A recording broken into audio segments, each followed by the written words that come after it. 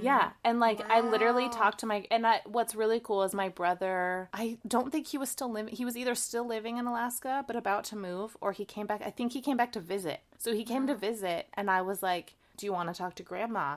So my brother got to talk to her. So we talked to literally a week later, she died of cancer. And then my grandpa got lung cancer. Yeah. But he thought he had, like, he was going to start chemo, and he thought he had, like, a long time to live. And I was like, I'm going to go see him. Like, I have to go see him. So I went to visit him, and I actually met my Aunt Darcy at the airport. And it was weird because I've never seen her before, except pictures. But as soon as I saw her across the airport, I was like, you fucking look like my mom. That's weird. But I know who you're, like, I knew who she was. You're my Aunt Darcy. Yeah. So I saw her, and then we went and visited my grandpa together, which was amazing. And he died like a week after I got home. I saw him in January.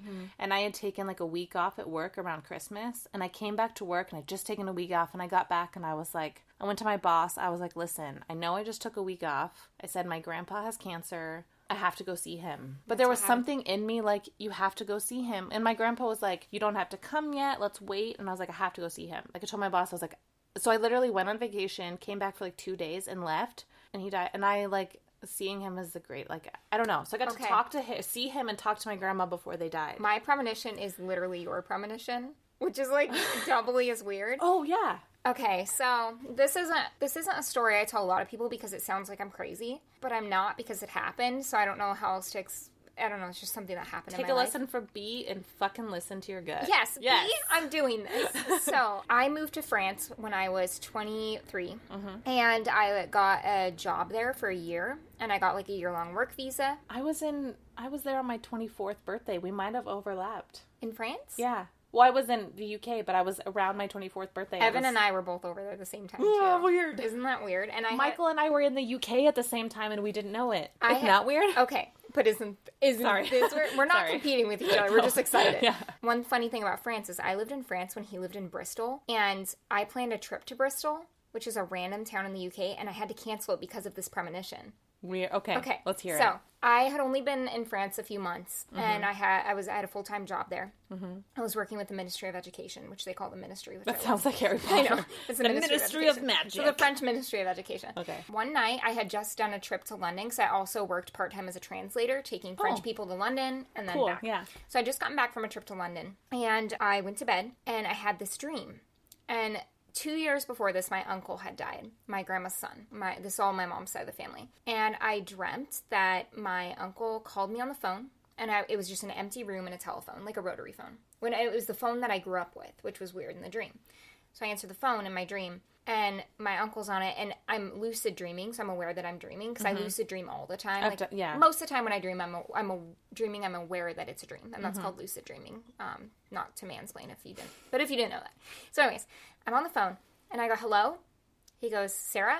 I'm like, Uncle Scott? What are you doing? I never dream about you. Like, this is very weird. And he was like, hey, you gotta get back to Oregon. And I was like, what? And he just said, your grandma's gonna die. And I was like, okay. And so I hung up the phone, and I slept the rest of the night. All in your dream. All in my dream, because my uncle had died years before, her son. And he died of a heart attack, like really unexpectedly one night around Christmas time. And so I wake up, and I'm just like, ooh, I'm thinking about that dream, and I feel uncomfortable. And my grandma had been a little unwell because she had depression because her son died, and she was very close to her son. And so I called my sister, and I said, hey, can you go to Grandma's today? Just like go over there and see what she's up to. And she was like, yeah, I'll drive over, because she lived in the same town. So she drove over.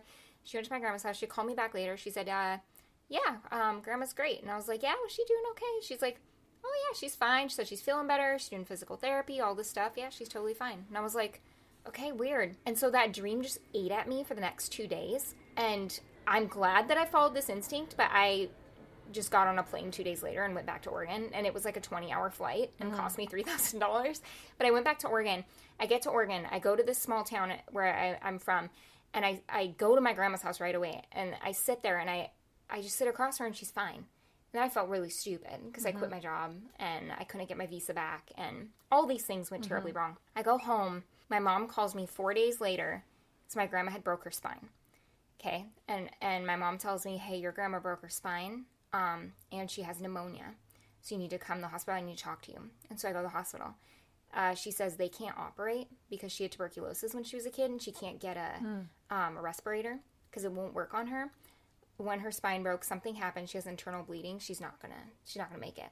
So my grandma spent 22 days in hospice, and I stayed with her the entire time, and she did die.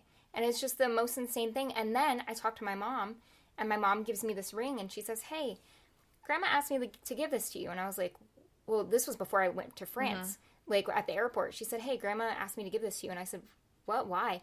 She said, she just wanted you to have it. And so when I got back in the hospital, my mom was like, hey, Grandma told me to give that to you because she said she was going to die while you were in France. And I was like, and I still have that ring. I wear it almost every day. It's like a little gold leaf ring. Isn't that the fucking weirdest thing? You know, it's okay.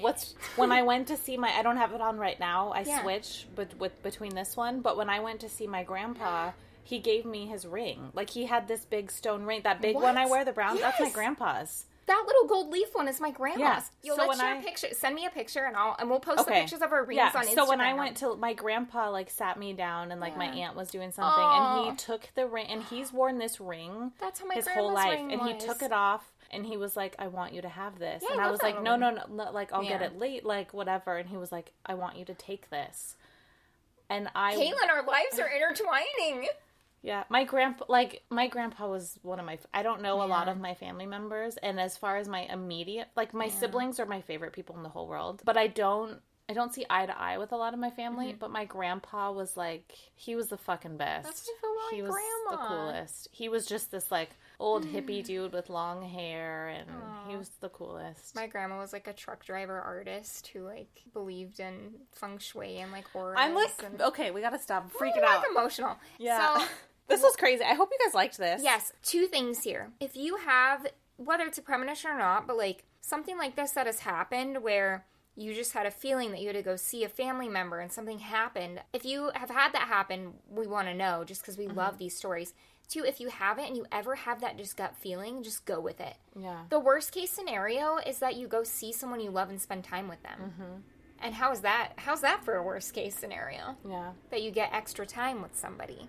So today, and Thanksgiving, go spend time with the people you love. Yeah. Right? Whether it's your grandparents, your best friend, your uncle, your neighbor, like, whoever it is. Yeah. It doesn't even have to be family. Like, whoever it is, fucking go. Call them, pick up the phone, call. Pull a bee and go. Yeah. It was great. Dang, B, you set off a whole chain of fucking emotions. Oh my God, I'm gonna cry. You guys just got to know us very well. It's been an intimate moment. Well, welcome to Intimate Moments with Caitlin and Sarah. This is our new segment. This is our new one. On holidays, it's Intimate Moments with Caitlin and Sarah. Oh, you guys. If you want more Intimate Moments with Caitlin and Sarah, tune in next Thanksgiving 2020. You have to wait a whole... Because we cannot do this again soon. No, we cannot. We will fall apart. We'll just explode. Yeah.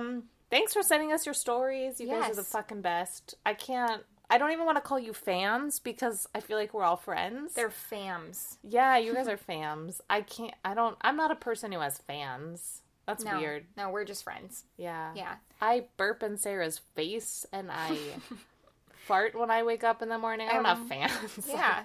This is what happens. I do have a Thanksgiving joke for you. Oh, since it is Thanksgiving. Okay. If April showers bring May flowers, what do May flowers bring?